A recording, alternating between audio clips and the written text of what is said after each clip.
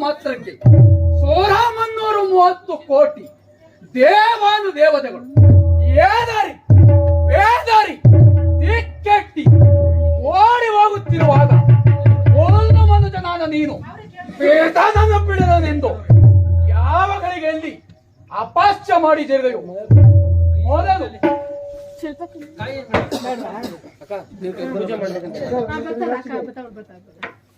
ನಿನ್ನ ಕನ್ಯಾ ರಾಶಿಗೆ ಪ್ರವೇಶ ಮಾಡುವೆನು.